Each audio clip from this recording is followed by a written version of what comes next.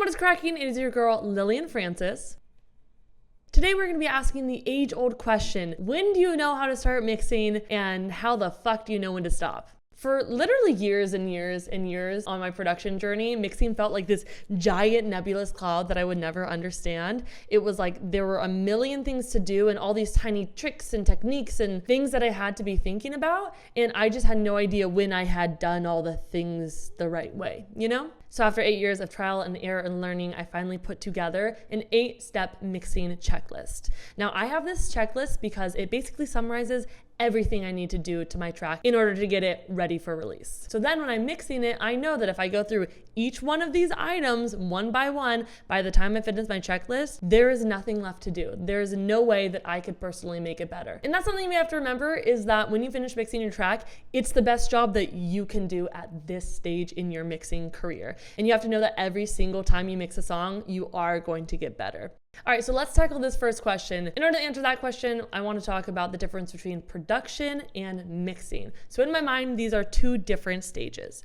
The production stage is getting all of the sounds in there, finishing the arrangement, recording all the vocals. I'm done with the production side of things when I have no more parts to put in and no more parts to take out. And then we have our mixing side, which is all about getting the sounds to sound as beautiful as possible together, right? We have a finite amount of space that we are working with, and we want to give each sound in our song its own space in the stereo field. Now, when we're mixing music, we have 8 different dimensions to work with.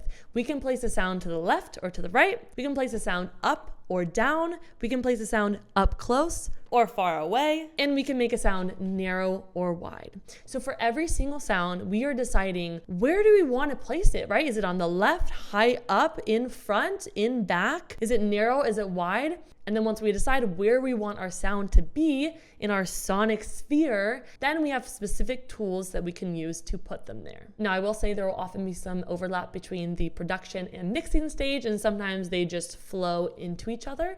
So a lot of times I will do mixing stuff during my production, right? I'll be adding reverb and echo, and I will be panning things, but I'm just doing like a quick mix, right? I'm just putting things in their place because I'm starting to hear how the song is actually coming together. But I'm not paying too much attention to it, right? I might throw reverb on my vocals, but I'm not going to go in there and like really make sure that this is the right impulse response that I want, or like this is the exact decay that I want. I don't want to get too much in the nitty gritty because it's going to take away from my production flow. So I'm absolutely going to have like mixing decisions made when I'm in my production zone. But then as I'm doing my mixing, I'm now going, okay, what were those compression settings? Okay, let's tweak those, right? I'm really dialing it all in. And that's where our mixing checklist comes in. So I have an 8-step mixing checklist, and each one of these steps is a tool or a process. And what I do is I will go through each one of these things.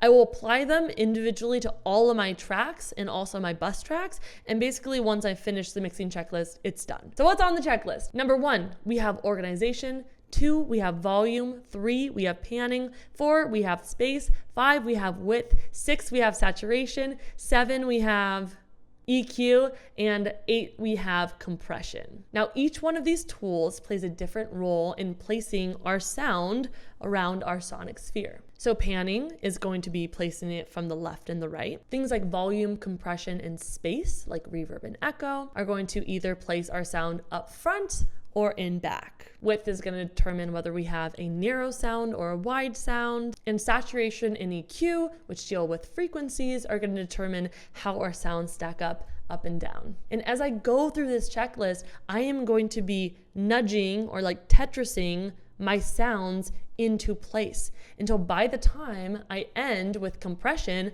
everything has solidified in their own space, and every sound has a place to live where it's not trampling another sound, where it's demanding the right amount of attention, and where it is contributing the most greatest to the song.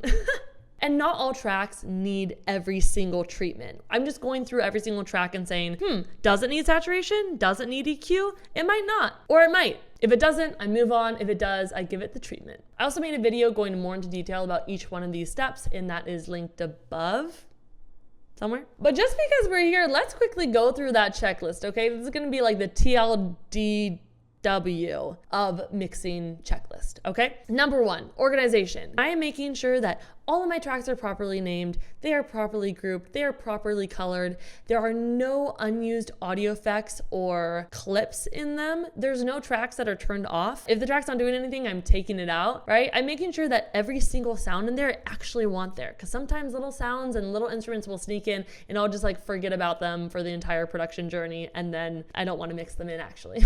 Number 2, we have volume. So this is about getting everything balanced. Volume is something that I'm doing constantly throughout my production stage, so there shouldn't be too much to do here, but it's always good to bring in a reference track at this point and start comparing the volume of your kick versus the volume of the kick in the song you brought in, right? The volume of the snare, how does the bass line up? And make sure that all of your sounds are sounding like you want them to sound. Also, remember that volume can be automated, so it doesn't have to be stagnant, right? We're creating fades, we're making sure that things are the right volume throughout the entire track, and we're also taking into account velocity. So I will pay attention to this specifically with my drums and making sure that I have interesting velocities with my hi-hats, that I didn't just program them in and leave them all at 100 all the way across, right? I'm looking out for that too. Number 3, we have panning. This one is a lot of fun. I made a whole ass video on panning that you can check somewhere up here. But basically, we're determining where shit goes in our left to right spectrum, right? We want our most important items right down the center, okay? So vocals, bass, kick, snare, down the center, right? We have to tell the listener what they should be paying attention to, and the listener is going to go to what's in the center. So the less important an item is, the further we can push it to the outside. Automation is also really important for panning, right? So having things moving back and forth. Not everything. We do not want everything moving, but some things just getting, wiggled back and forth by an auto pan, or maybe going all the way across over time, or some hi-hats that are popping back and forth.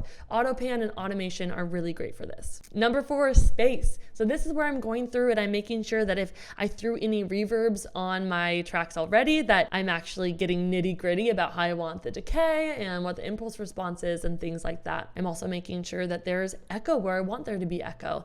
I'm fine tuning my vocal reverb. I'm doing a lot of tweaking here because typically I would have added reverb in the production stage already because it really contributed to the song sounding like the song, but I don't want to get buried in reverb minutia when I'm producing. So that's why this process I go through and I can say, okay, is this exactly how I want my reverb to sound, or do I want to change it? Number 5, width. This one's a fun one. I love playing with width. There are a lot of different tools that we can use for width. Hoss delay, for example, this is going to be a small delay where it's different in the left and the right ears, but just a little bit. So something between like 0 to 40 milliseconds in each ear. Again, slightly different, and it creates this sense of width, because as soon as we have a difference in our left and right channel, we perceive that as being wide, as opposed to if we have the exact same thing in the left and the right channel, it is mono and we perceive it as coming down the center. Some other tools we have for width are chorus, flanger, phaser, slap delay. Slap delay is great. Reverb and echo can also create width. Also, wider is a free plugin from Polyverse, and I use it all the time, all across my shit. But things that will delay or detune one signal, those are gonna create width. So lots of things to experiment with, but not too many. Don't get overwhelmed. If you're overwhelmed with how many different ways you can widen something, just try to stick with one way in a song, right? And get to know how to widen things with Hoss delay. And then maybe the next time you have a more watery underwater sound and you can work with a phaser. So experiment and try different things, but if you're feeling overwhelmed with how many different options you have, good enough is good enough. So pick one, stick with it. Number 6, saturation. What saturation does is it adds high-end harmonics to a sound. So for example, you might use a saturator on your kick. So right, we might have our kick, which has its fundamental around 60 decibels, but you're not gonna hear that on a speakerphone, so we wanna add saturation so that 60 hertz can also be represented at higher frequencies as well, right? Because we're adding in these higher harmonics. Saturation also just adds a gritty character to your sound. I love saturation. Number 7, EQ. This is a big boy. EQ allows us to turn up and down certain frequencies of a sound. And what we want to do ideally is give every sound kind of its own pocket to really shine. We might let the kick be really prominent around 50 and 60, and then let the bass take up the more 70 to 130 area. And then, our vocals are really shining at 3K. So it's about carving out little areas where every sound can live and shine and just live its best life. So how we do that is by cutting out the frequencies that we don't really love in a sound, that aren't really sparking joy in the sound,